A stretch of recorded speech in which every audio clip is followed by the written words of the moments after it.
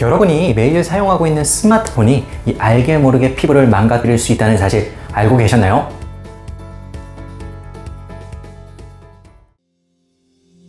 안녕하세요. 어려운 피부 지식 쉽게 이해하자 피부과 전문의 문정현입니다. 우리가 매일마다 아무렇지 않게 사용하는 스마트폰이 알게 모르게 우리의 피부를 망가뜨릴 수 있다는 사실을 알고 계셨나요? 현대인들은 스마트폰과 뗄래야 뗄 수 없는 관계에 있습니다. 자, 아마 이 영상을 보고 계신 분들 중에서도 스마트폰을 손에 쥐고 있지 않으면 불안하고 특별히 스마트폰으로 해야 할 것도 없는데 괜히 스마트폰을 만지작거리기도 하고 또 스마트폰 없이는 아무것도 할 수 없는 분들이 꽤 많으실 텐데요. 그만큼 우리 생활에서 스마트폰에 대한 의존성은 날로만 높아져 가고 있죠. 그런데 이 스마트폰을 잘못 사용하면 피부 노화를 촉진할 수도 있습니다. 자, 오늘은 어떻게 스마트폰이 피부에 악영향을 미칠 수 있는지, 또 피부를 올바르게 보호하기 위해서는 어떻게 스마트폰을 사용해야 되는지에 대해서 자세히 얘기해 보려고 하는데요. 자, 그럼 준비되셨나요? 가시죠! 피부 노화를 촉진하는 빛이라고 한다면 대부분 자외선을 떠올리실 텐데요. 스마트폰 화면에서 방출되는 블루라이트 또한 자외선처럼 피부 노화를 유발할 수 있습니다. 블루라이트란 가시광선 파장 내에 존재하는 380에서 495 나노미터 파장대의 청색광을 말하는데요.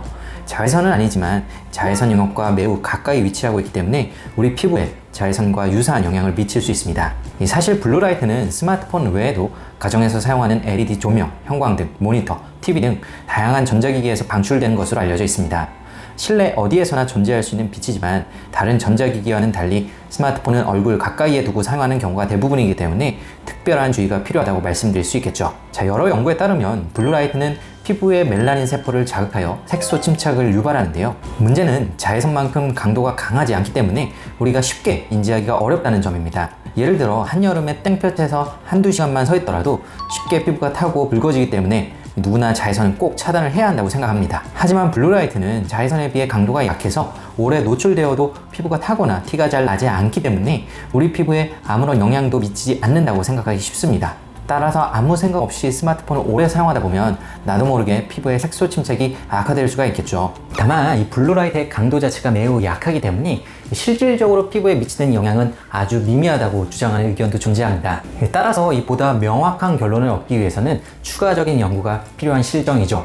그렇다고 해도 이 정도의 차이가 있을 뿐이지 블루라이트 자체가 멜라닌 세포를 자극할 수 있다는 사실은 확실하기 때문에 블루라이트에 대한 노출을 최대한 줄이는 것이 피부 노화 예방에 도움이 될 수 있겠습니다. 또한 눈의 망막을 통해 흡수된 블루라이트는 뇌와 교감 신경을 활성화시키기도 하는데요. 밤에 자기 전에 스마트폰을 사용하면 블루라이트에 의해 뇌가 각성 상태에 놓이면서 수면 유도 호르몬인 멜라토닌의 분비가 억제되어 수면을 방해하게 됩니다. 수면의 질이 떨어지는 것도 피부 건강에 좋지 않고요. 이 멜라토닌 자체도 피부의 재생과 회복, 면역 시스템 조절, 모발 성장 등에 관여하는 강력한 항산화 물질인데 이러한 호르몬이 감소하면서 피부 재생력이 떨어지고 피부 노화로 이어질 수밖에 없겠죠. 스마트폰에서 방출되는 블루라이트로부터 우리의 피부를 보호하기 위해서는 여러 가지 노력이 필요합니다. 기본적으로 스마트폰의 블루라이트 차단 기능을 활용하거나 이 블루라이트를 차단하는 필름을 사용하는 게 좋겠고요. 특히 자기 전에는 블루라이트를 차단한다 할지라도 이 스마트폰에서 나오는 빛 또는 화면을 보고 읽고 이해하는 행동 자체가 뇌 각성 상태에 영향을 주기 때문에 가급적 취침 30분 전부터는 스마트폰을 사용하지 않도록 하고 화면 밝기도 최대한 어둡게 하는 것이 좋습니다. 낮에는 자외선 차단제를 바르는 것만으로 자외선뿐만 아니라 블루라이트까지 차단해주는 효과를 얻을 수 있는데요. 다만 화학적 자외선 차단제보다는 물리적 자외선 차단제가 이 성분 입자가 작은 것보다는 성분 입자가 큰 것이 블루라이트 차단 효과가 뛰어나므로 참고해서 제품을 선택하시는 것을 권장드립니다. 일반 기초 화장품 성분 중에서는 나이아신 아마이드 혹은 강력한 항산화 물질인 비타민 C, 비타민 E 등이 함유된 제품을 쓰는 것이 블루라이트로 인한 피부 손상을 회복하는 데 많은 도움이 될 수 있습니다.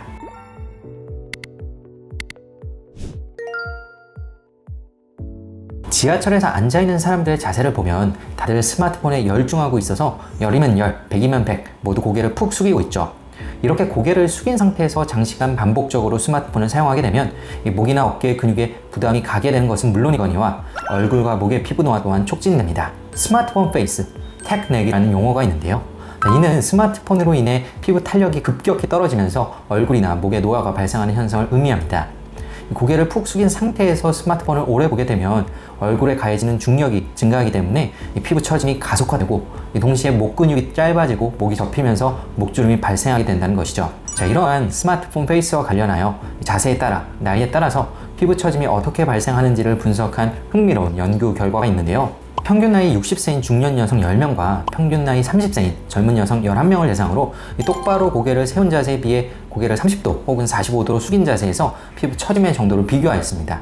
자, 그 결과 고개를 숙인 자세에서 얼굴 피부가 중력의 영향을 훨씬 더 크게 받으며 특히 윗뺨, 아랫뺨, 턱선, 아래턱 순으로 그 영향은 훨씬 더 큰 것으로 나타났습니다. 또한 광대 아래쪽의 피부는 피부를 지탱해주는 구조물이 없기 때문에 자세 변화에 따라 중력의 영향을 많이 받게 되고, 따라서 스마트폰 사용을 위해 고개를 숙이면 뺨이 처져 내려오면서 팔다주름, 입가주름과 같은 얼굴의 주름이 더 강하게 형성될 수밖에 없겠죠. 또 하나 재미있는 사실은 평균 나이 30세의 젊은 여성이 고개를 숙였을 때의 피부 처짐의 정도와 평균 나이 60세인 중년 여성이 고개를 세웠을 때의 피부 처짐 정도가 서로 유사하게 나타났다는 점인데요. 이는 자세에 따라서 얼굴의 피부 처짐이 훨씬 더 빠르게 나타날 수 있다는 것을 시사하는 결과라고 말씀드릴 수 있겠습니다. 고개를 숙이고 오래 스마트폰을 사용하면 얼굴이 처지는 것 외에도 목주름 또한 쉽게 생기는데요. 이 목 피부가 접히는 부위에 직접적으로 굵은 주름골이 생길 뿐만 아니라 이 목 피부는 얼굴 피부보다 더 얇기 때문에 한 번 주름이 생기면 잘 회복되지 않고 남게 되는 경우가 많습니다.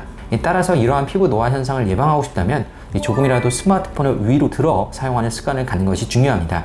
가급적 고개를 빳빳이 세운 채로 스마트폰을 사용할 수 있도록 의식적으로 주의를 기울이는 게 좋겠고요. 만약 어쩔 수 없이 고개를 숙여서 사용해야 한다면 스마트폰을 사용한 뒤에 목을 뒤로 젖혀주는 스트레칭을 반복하여 피부 처짐을 보완해 주도록 하세요. 평소에 스마트폰을 꼼꼼하게 닦아주거나 주기적으로 소독하고 계신가요? 아마 대부분은 그렇지 않으실 겁니다. 누구나 쉽게 유추하실 수 있겠지만 우리가 평소 사용하는 스마트폰의 위생 상태는 굉장히 나쁜 경우가 많습니다. 더러운 오염물질이 많이 묻어있는 것은 당연하고 스마트폰의 온도 자체도 세균이 번식하기 쉬운 온도이기 때문에 여러 가지 피부에 악영향을 유발하기 쉽죠. 한 연구에서는 91.7%의 핸드폰에서 세균 오염이 존재한다고 밝혔으며, 또 다른 연구에서는 스마트폰에 존재하는 세균이 공중 화장실의 변기보다 무려 10배 이상 더 높다고 밝히기도 하였는데요. 따라서 피부 건강에 상당한 영향을 미칠 수 있는 스마트폰의 위생 상태에 대해서도 적절하게 대처하는 것이 중요합니다. 지저분한 스마트폰 사용에 의해 가장 쉽게 나빠지기 쉬운 질환은 바로 여드름입니다. 특히 평소 통화량이 많고 얼굴의 한쪽으로 주로 염증이 몰려서 발생한다면 반드시 스마트폰 사용 습관을 체크해 보셔야 합니다. 자, 이럴 때는 스마트폰에 묻어있는 세균과 오염물질이 피부로 옮겨가는 것도 문제이지만 스마트폰의 뜨거운 열감으로 인해 피부 온도가 올라가면서 피지 분비가 촉진되어 여드름 발생이 증가할 수도 있습니다. 스마트폰을 깨끗하게 유지하기 위한 가장 확실한 방법은 알코올을 이용하여 소독하는 것인데요. 다만 알코올로 일일이 세척하는 것이 쉽지 않거나 혹시라도 도색된 부분이나 가죽 케이스 등의 변색이 걱정되신다면 스마트폰 전용 클리너를 사용하거나 다이슨을 이용한 소독기를 사용하는 것을 권장드립니다. 만약 급한 경우라면 물티슈로라도 스마트폰을 닦아주는 것이 좋은데요. 물은 알코올만큼 확실하게 세균을 죽이지는 못하지만 그냥 방치하는 것보다는 훨씬 더 도움이 될 수 있습니다. 하지만 아무리 깨끗하게 관리한다고 할지라도 손이 더러우면 아무 효과가 없겠죠. 스마트폰을 주기적으로 세척하고 소독하는 습관과 함께 항상 손을 청결히 유지하는 것 또한 신경 써주시기를 부탁드립니다. 자, 오늘은 여러분이 매일 사용하고 있는 스마트폰이 피부에 어떤 영향을 미치는지 또 어떻게 사용해야 되는지에 대해서 자세하게 알아보았는데요.